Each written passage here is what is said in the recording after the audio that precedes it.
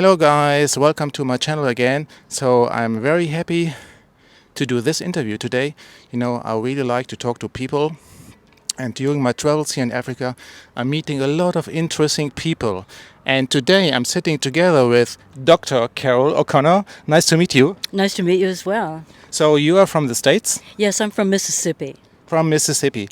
Okay, guys, there's so many things to talk with Carol, so I could talk to her for hours. So she's such an interesting person. So you not only lived in Mississippi, so tell me, throughout your whole life, where did you stay? I grew up in Ohio in the northern part of the U.S. and then also lived in California on the West Coast for about 5 years and then moved to Hawaii, and I lived on 2 different islands for a total of about 6 years. Guys, Hawaii, my dream island. And then I moved to Guam in the Western Pacific, and then to Abu Dhabi in United Arab Emirates, and then to Arizona in the southwest of the U.S., and then to Mississippi. And during the time I've been living there, I also lived for a couple of years in Ethiopia. Wow. So actually, Carol, why did you choose to live in Mississippi? Because of the rap music. I moved there from Arizona because of the rap music. Actually, is Mississippi a center of rap music? This is new for me. The people are often overlooked, but the talent there is great. The slogan of the state of Mississippi is the birthplace of America's music. Yes. That's where the blues is from. And then we have a lot of excellent rap artists there. But if they start to get big, they usually move away to either Atlanta or Houston because there's more opportunity for them there. That's the only problem with Mississippi. There's not enough opportunity for the artists. Yes. Actually, the capital of Mississippi is Jackson. Jackson. And how big is Jackson? It's about 170,000 people only. Only so little. So it's so nice. I like that. I thought Jackson is a million city. Oh, no. No. I wouldn't like to live in Million City. Okay, but New Orleans, really the capital, really right of jazz. It's bigger, right? I don't know the population of New Orleans, but it's bigger than Jackson. Yes. Everything's bigger than Jackson. Yes. Actually, have you ever been to New Orleans? Yes, sure. It's very close. And do you like it? It's okay. It's okay. That means okay. So. It has nice graffiti there a little bit, but I prefer Jackson. I love Jackson because the people are very kind and the music is very deep, and there's just some feeling to Mississippi that I don't find in other parts of the U.S. Okay. Have you been to Bourbon Street? Yes. So Bourbon Street actually is just a street, right, with a lot of pubs where you can listen to Dixieland music. Yes, it's a very touristic area, so it's nice just to go there and check it out, but those kind of places don't really interest me. The kind of places I prefer are mostly in Mississippi, but I'm sure they're throughout the South, the little hood clubs. Okay. That's where you find the really good music. Okay. So let's come to your profession. So what is your learned profession? So what are you? That's a good question. I'm an educator by profession, but also writer and photographer and editor. So all those things really go together nicely. Yes, and you are traveling a lot. Yes, whenever I can. COVID can slow us down, but it's not going to stop anything. Yeah.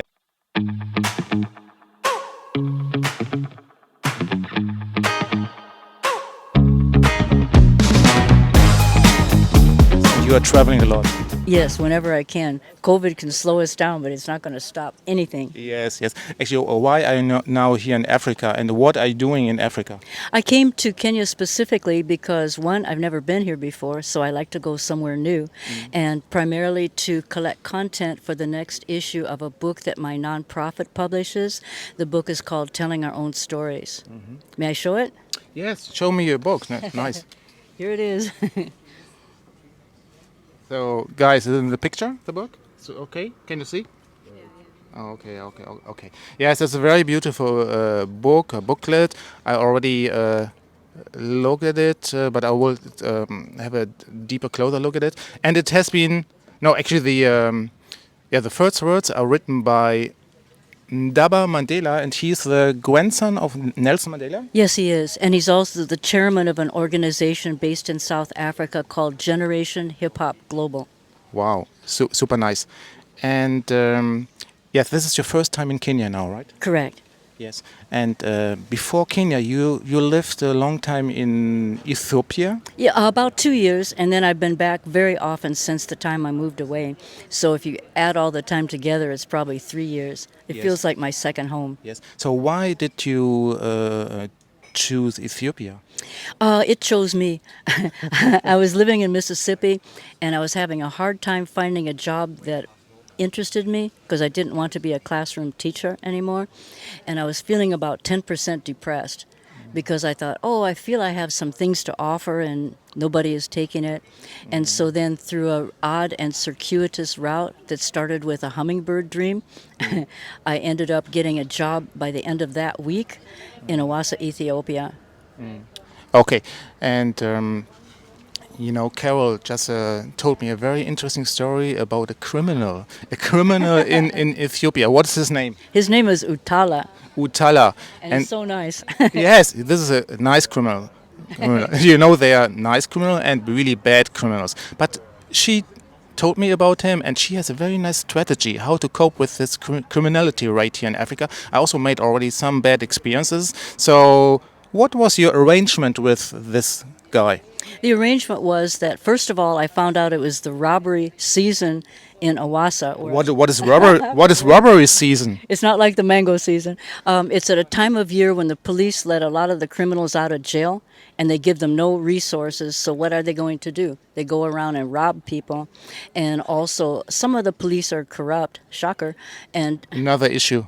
and take money from the criminal people. But then after about a month, all the people get angry with all these people running around. So the police collect them and put them back in jail. So during that time, my boss at the college where I was teaching said, be very careful. It's the robbery season.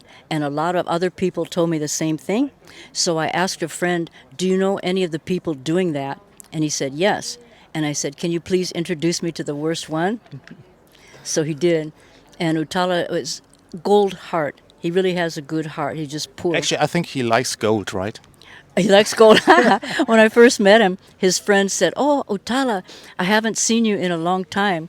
And he said, oh, I've been hiding from the police because I snatched somebody's gold chain. If you wear a gold chain around people who have nothing, you better let it go. Yes, yes. Okay, and then what was your arrangement with this guy? Okay. She wanted to get to know the worst criminal in town, and then he has been introduced Yes, to you. he was and introduced by that then mutual friend. how's the story going on? Just the friend told him, please watch for Carol, make sure she's okay. So he said, okay. Wow! And then Carol had a super nice guide, and she was super safe. Yes. And nobody would bother me. People used to bother me every day, just shouting rude insults and harassment all the time. And then even those same shopkeepers, when I walked by later on without Utala, wouldn't say anything bad to me. Okay. Let's come back to some serious things. So also good things. Could you tell me the three best experience or the three best things you experienced in Africa and the three worst things? Okay, let's see. Three best things. Well, we've had hip-hop events in different countries, so I'll put that all together as number one best experience. In 3 times in Ghana.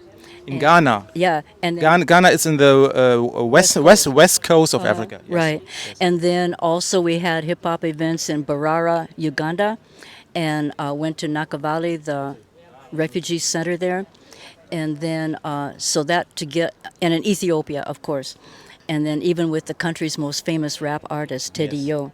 So that's the number one best experience. Number two, rap events. Rap event. Number two is the indigenous people, traditional people, because I've always been very interested in indigenous people because that's the history of the human race, and a lot of those cultures are evaporating very quickly, so it's very important to cherish them and to have an opportunity to learn about them and through different means help them to perpetuate their own culture and languages.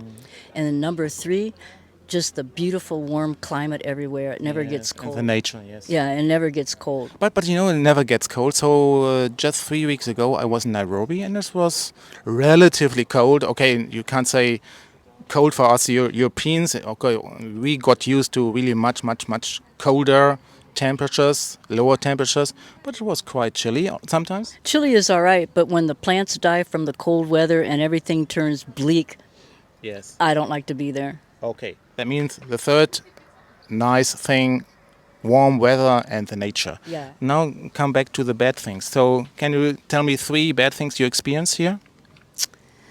You told me already Right. some. One bad thing in Nairobi was extortion from a police. Yes. That was one. Harassment of police. Yes. Yeah, and Did you bribe them? a little bit. Yeah. He wanted $200, so I got, $200. that's what I said. And so How much did you give him? I think I gave him about 1,000 shillings. Shilling. Oh, you So- were lucky. So he ended up saying, "Can you buy me lunch?" And I looked at him. I thought, Okay. "Fat stomach, you should have calorie deficit." You know. Yes. But anyway, Did you understand? no, I didn't say that. Oh, okay. You just thought it. I may be crazy, but I'm not dumb. You know? Okay. Okay. And then let's see. In Ethiopia, I used to get a lot of harassment, just people shouting at me, "Hey, Ferengi." It's not a bad word. It just means Even you're a woman, yeah. they make no difference. No, maybe worse for women. Just that annoying harassment, nothing dangerous, but just Yes. annoying harassment. So my friend Utala stopped all that too. People would leave me alone. Okay. That means first thing, harassment of police and maybe also of some locals. Just harassment, yeah. Anything else? No, I can't think of anything else. Okay. Punctuality? It's not important. Not important. Okay. Better late than early. Okay. Do you like the food here? I love it. It's Yeah. very healthy and clean. Yes. And it's usually a pretty well balanced diet where there's a lot of clean carbohydrates and vegetables, and then some smaller amounts of meat and proteins like that. So it's a much healthier diet. And look at the people. They're slender, they're healthy, they have beautiful skin. And then you look at Americans and you go, something happened. Yes. Actually, do you have your own website, or how can the people Yes. reach you? I do. The name of my So just talk to them. okay. The name of my organization is Rhyme and Reason Foundation, and the website is rnrfoundation.org. So please check it out. We have all of our different activities we've been doing in different countries, and also have 4 issues of the Telling Our Own Stories book there. Great. Do you have a YouTube channel or no? No, we you have don't. you have this website. Yeah, just the website and the publications. Okay. Yeah. Okay. Carol, was a pleasure to talk to you. Thank you very much for this short interview. And how long are you planning to stay again here, or still planning to stay in Kenya? I have to leave on July 31st. I can only get away for 2 weeks because at my home I have 2 Eritrean teenage refugee boys living there, and I'm not allowed to leave them alone. So my sister came from Texas to stay with them, and so I think she'll be very happy when I come back. Okay, that means you are heading directly for the United States. That's right. Okay, so have a safe flight when it's time Thank you. to go back. And again, thank you very much for this interview. Thank you, Carol. Thank you so much, too. Okay, bye-bye.